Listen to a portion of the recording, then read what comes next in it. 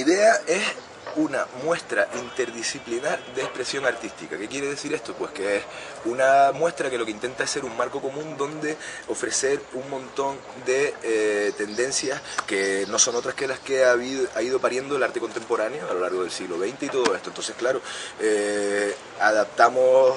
nos adaptamos a los formatos en que se presentan estas propuestas, ¿no? Ya sean de escultura, aprovechando el exterior, que hay unos exteriores bastante aprovechables en este sentido. Luego habrán esculturas de interior, dibujo, pintura, fotografía, y además tendremos también unos espacios, digamos, multimedia en la tercera planta, que consisten en 2 instalaciones, ¿no?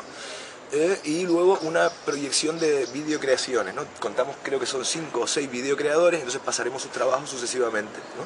Durante el tiempo que esté abierta, en el horario que se abre, ¿no? Lo que nosotros pretendemos es que todo el mundo se acerque, que no tenga ningún tipo de reparo, que aproveche el espacio, que disfrute de todas las distintas actividades que va a haber, que para eso es aquí.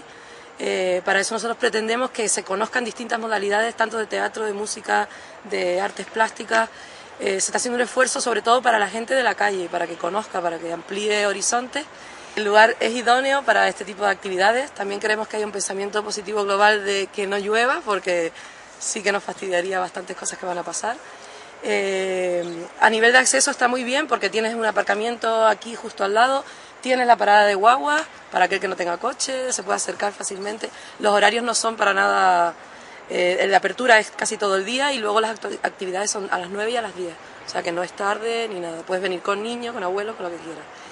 Y nada, un poco que la gente participe, sea parte activa de todo lo que pasa aquí. Muchas de las actividades que van a pasar, sobre todo en teatro, van a interactuar con el público, entonces es importante que la gente venga y participe.